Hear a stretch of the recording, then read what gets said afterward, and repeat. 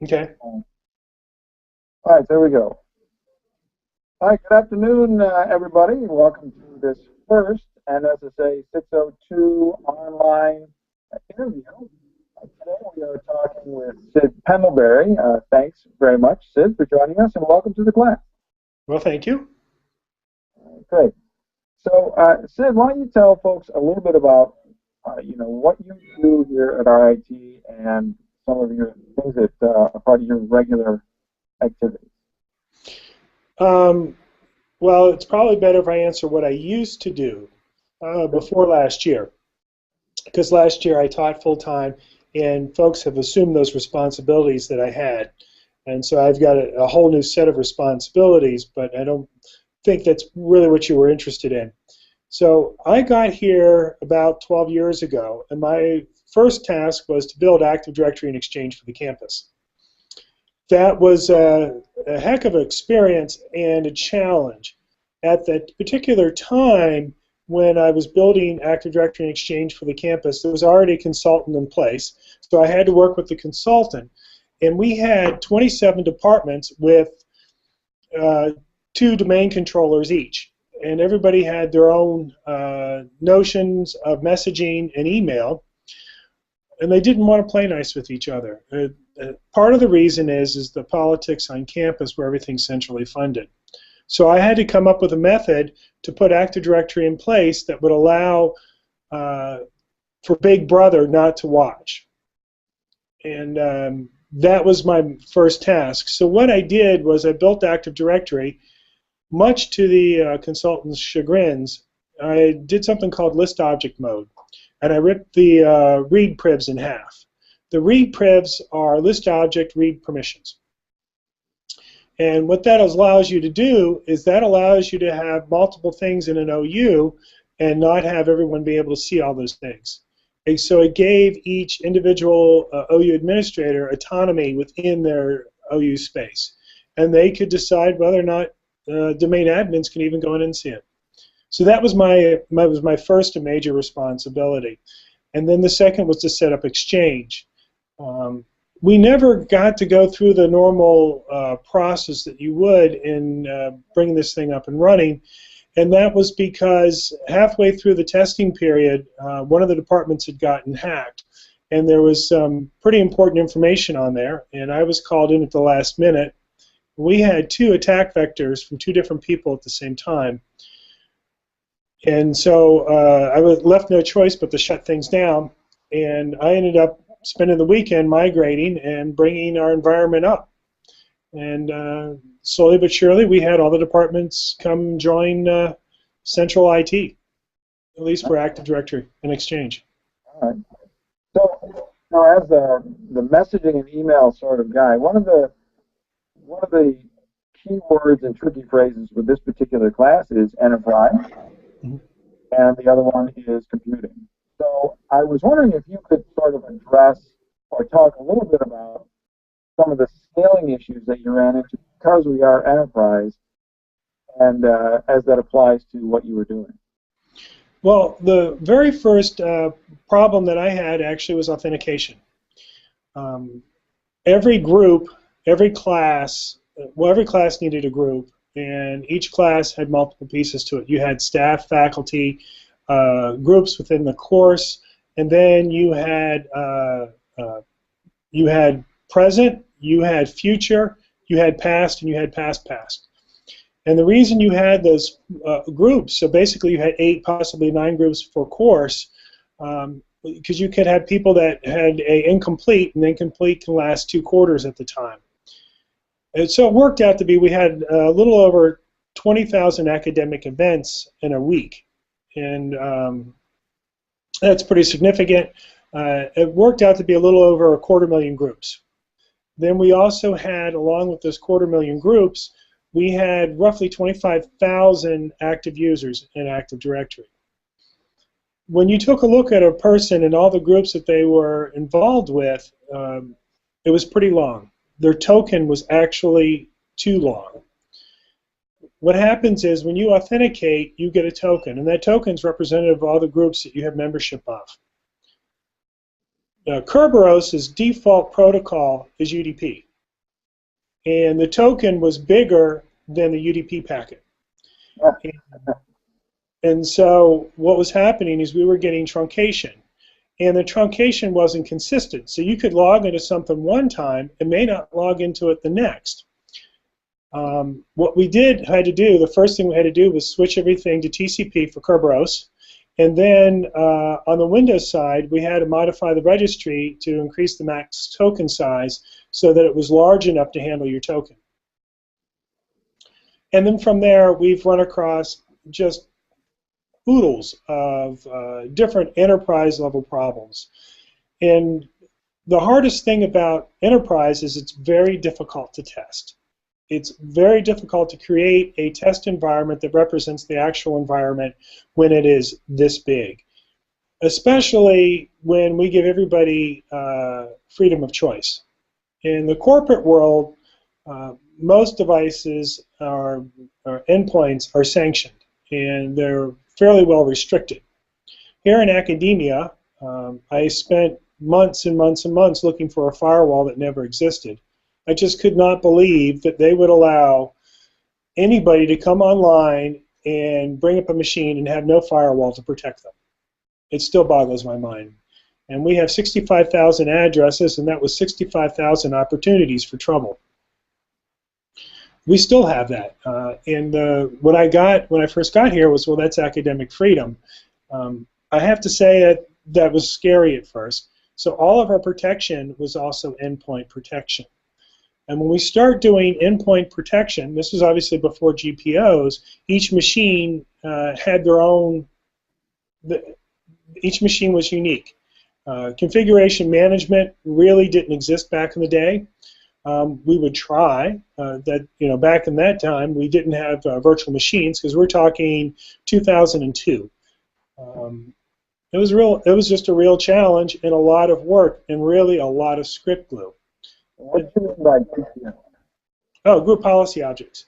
So back in the day, we had Windows 3.5.1. And Windows 3.5.1 was kind of a funny operating system. I always tell the story, it's like going to a bar. And you go to New York City and you go to a bar, and you have to stand outside and wait. And eventually they let you in, and once you get in, you get your name on a list, and the next night you decide to go to the bar, you no longer have to wait. You can go into the side door because they have your name on the side door. And that's a perfect example of primary domain controller, secondary domain controller. Then what happened was, as I tell it, Bill Gates walked by and saw that was really inefficient, and so he had a runner go back and forth, and you could go in on both sides, the side and the front, and they would update their name list so you could constantly be updated, and you didn't have to go in. Alert from calendar. 9/18/14. Alert from calendar. Oh, that's me. NSSA 602 9/18/14. All right, so Fun of being live. and so that's what really happened there was the ability to update the directory on both sides, and that's really what really came about with Windows 2000 and Active Directory. Also, what came along with Active Directory was WINS. It was no longer the primary namespace or name lookup. We switched from WINS to DNS. It switched you from a flat structure to a dynamic structure. Let me turn off my email here. I think it's beeping at us. Well, let me ask you a question while you're setting things off here. So it's interesting that we were talking about enterprise here, and you're the mail and messaging guy, and the first problem that came to your mind. What do we got here? We got feedback? No, I don't think so. Let me Yeah, I'll close the door too.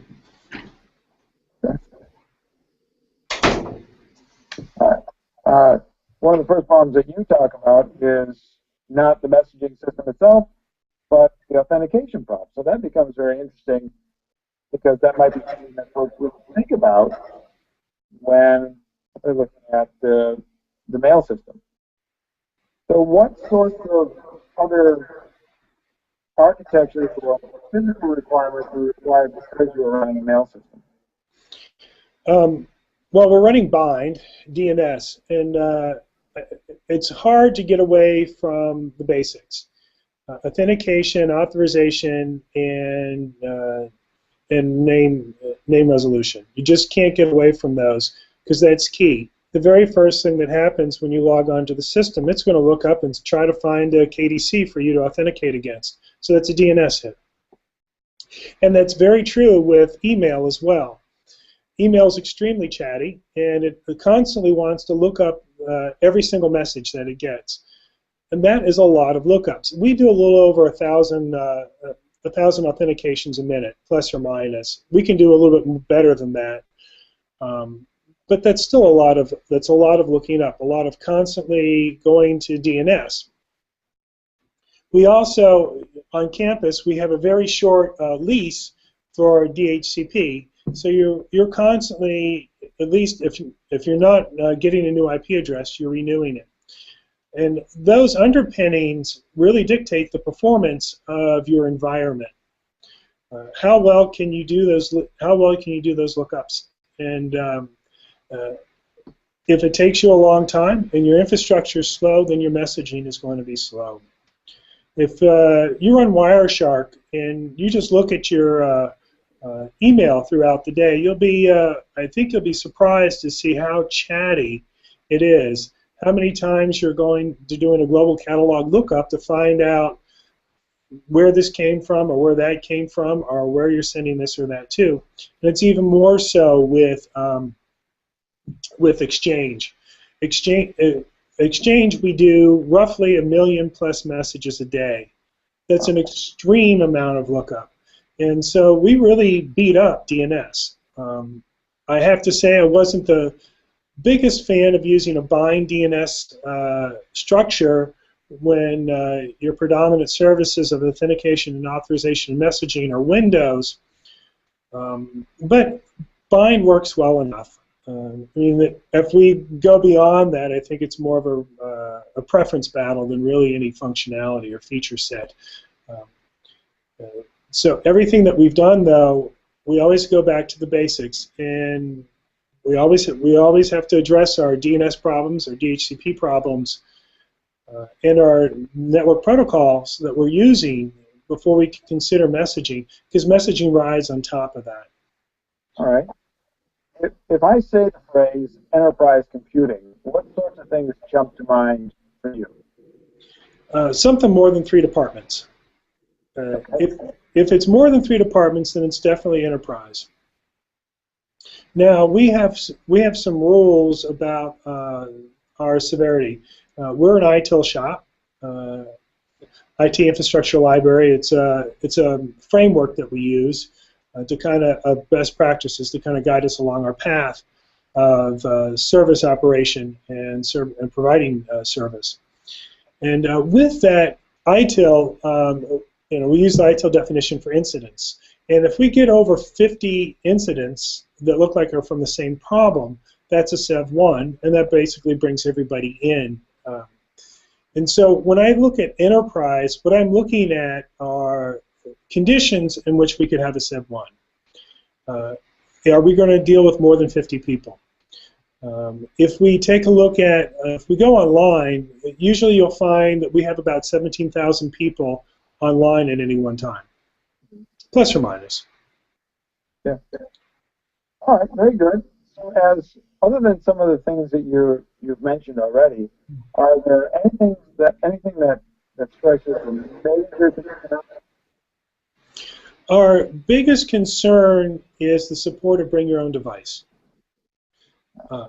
If everybody could be the same, then we really only have one device to support, one set of applications to support just multiple times. That's an easy problem to solve. That's why you see a lot of configuration management and a lot of corporations dictate what computers you can have and what you can have on there. And it's also one of the big pluses for VDI environments, because at least within the VDI environment, you can make it all the same, and that way you really only have to support one one thing multiple instances. With bring your own device, everybody's got something a little bit different, and they're always doing something different. And then in an academic institution like us, of course, everybody believes that they know best. And it's a heck of a challenge, because even though they probably all do, they may not know the application, whether it's Exchange or Active Directory or Authentication, what have you. They may not understand how that works and why they're having problems. Well, I read the RFC, and so it should work like this. Well, Uncle Bill has never released anything that works like an RFC. And everybody else has their own implementations of it. And that's where we get a lot of the breakdown in the multiple device problem, or the bring your own device problem. All right, very good. Let me see. We covered some of that ground. What sort of other RIP projects might fall into the realm of enterprise computing? And can you maybe tell us about some cool things that might be going on campus at this scale? Well, we do a lot of enterprise computing stuff that folks don't realize, even on the research side. So one of the things that we were working with just recently with facilities, and we're trying to figure out how to do it, is we want to know what's the density, what's the relationship between electronic devices on an AP versus humans. And the reason we want to know this is because we already know where people are generally headed throughout the day. We obviously can count bodies. We know how many bodies should be in a room at any given class, plus or minus a little bit. But what we really don't understand is how many electronic devices that comes with. We can't put a personal locator on people, so we don't know really how many people there are, but we can always do a device count per AP. What that would allow us to do is that would allow us to predict how many people are going to be around at any particular time. So we, instead of the environmentals, the HVAC lagging or responding to a condition, we can be proactive and predict. So we can start by heating up a little bit earlier if we know classes are coming in, or maybe we might know something like, well, it's a warm day out, and this is a grad class, and because grad classes are recorded and it's a nice day out, the amount of students that are going to be in there is going to be less than normal. Or what have you. There's a lot of different associations that we can come with that. And with that, we can tailor the environmental conditions to be more appropriate. One of the hardest things in the building conditions is once you have people in a building, they breathe. So that adds temperature and humidity to a building. So in the wintertime, we actually have to sometimes cool a building and then heat it, or heat it and then cool it. So we bring it up to a temperature, but now we've got so many people in here, we have to go into a cooling cycle. And so what facilities was thinking is they could save a lot of money if they could predict it. And using the APs as a way to do it is kind of a neat idea. Hold on one second. Mm-hmm.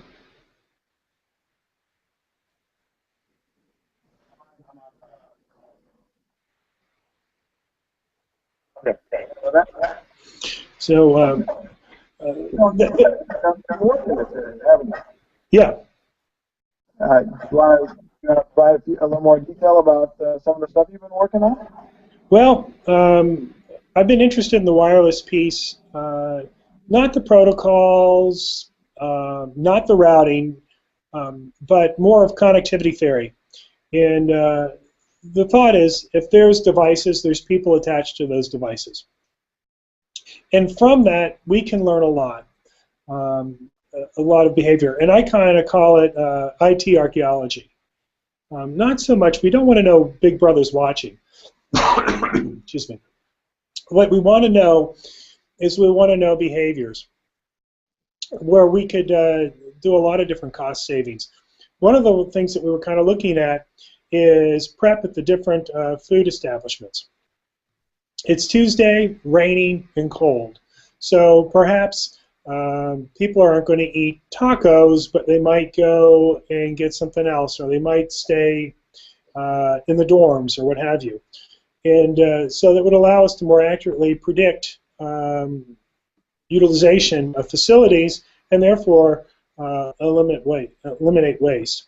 One of the other things I've been doing is I've been tracking computer use. And let me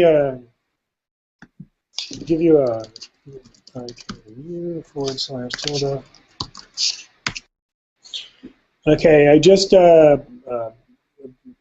I think they can see the chat, right? I don't know, but if they can't, I'll post it. So eve.rit.edu /tilde/SLPITS. So what is that? The Mac count's a little off only because I haven't updated it in a while. So what's happening there is I'm pulling the ARP tables off the routers. And what comes with an ARP? Well, a MAC address comes with an ARP, and an IP address comes with an ARP. And from those things, I can tell what subnet you're on, and I can tell what kind of computer you have. With that, I can assign a use case. I can take a guess at how much power your computer's using. And from that, I can track, well, not only how many computers are on the network, because our ARP tables are set, our ARP timeout is set to 10 minutes now. It was 12. I think it's 10 minutes now. So at plus or minus 10 minutes, I can tell how many people are on the network, and I can tell how much power is being consumed by all the computers on campus that are on the network. Very interesting. All right. I just got really two more questions for you, Sid. Mm-hmm.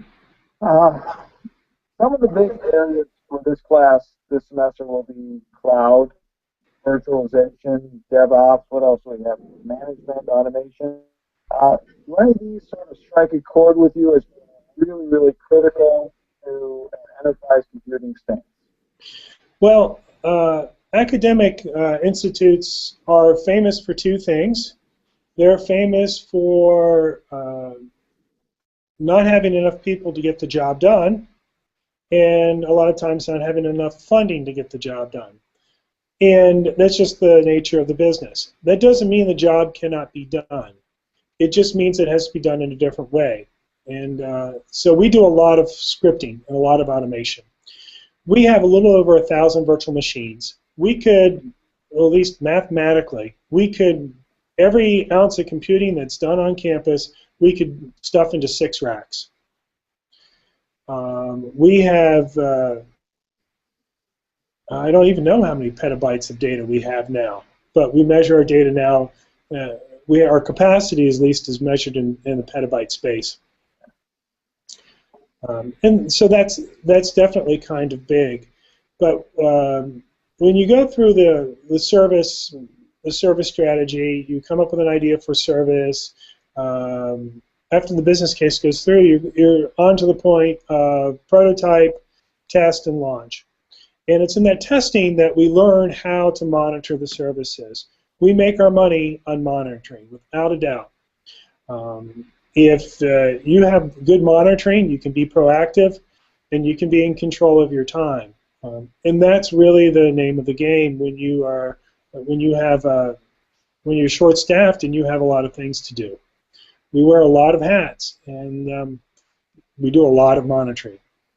Roughly 20% of our environment. So from 2010 to 2013, we spent $4.8 million on infrastructure servers.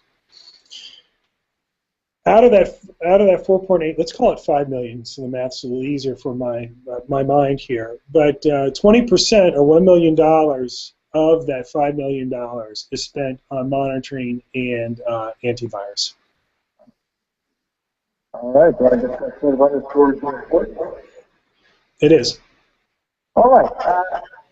Well, the last question I have for you is are there any pearls of wisdom that you have for these folks as they look at enterprise computing, or do you have a story that you'd like to share in our last couple of minutes? Well, I think words of wisdom are probably the more important, especially knowing our curriculum. It's really tough to get all the knowledge that you need to go out and start your job day one. But there's a couple things that are extremely important in the system administration and networking world. Configuration management is big. So you need to have SCCM, Puppet, Chef, something like that under your belt, at least to be able to talk to it. You have to understand virtualization, whether it's VMware or KVM or OVID or whatever it might be. And you can't forget security. At the beginning of everything is security. My first problems when I started talking about Active Directory and Exchange, of course, is authentication and authorization. Everything starts there. Security is an insurance policy. It doesn't give you any feature and functionality. It just makes sure that bad things don't happen to you. And last but not least, you need to know ITIL, at least to some extent. Most big shops are going to have some sort of framework, and your education costs too much to work at a mom and pop shop. You're going to be working at a mid-sized to large-sized company with these degrees. And if you're in Rochester, you're probably going to start about $65,000 a year. Outside in some of the bigger cities, it's going to be in the 80s. If you have some good co-ops underneath your belt, and you've developed some specialties, maybe you've got a few certs that help validate your skill set, you could be well above 80,000. And within a couple of years, you could be in that nice six-figure range. A nice place to be. And so understanding the framework and governance behind the policies that you are implementing is critical. When you take a look at big places, technology is at the bottom of the list. It's usually process. They'll tell you it's people, but it's not. It's process, people, and then technology for the most part. You can always hire new people, but if your processes are broken, you're not going to get anything done. All right. Well, thanks very much, Sid. You're very welcome. Sid, we really appreciate your time today. Thanks very much for being part of this very first interview for NSSA 602. I'm sure the guys will really appreciate it. Oh, you're welcome. This is awesome. Thanks a lot.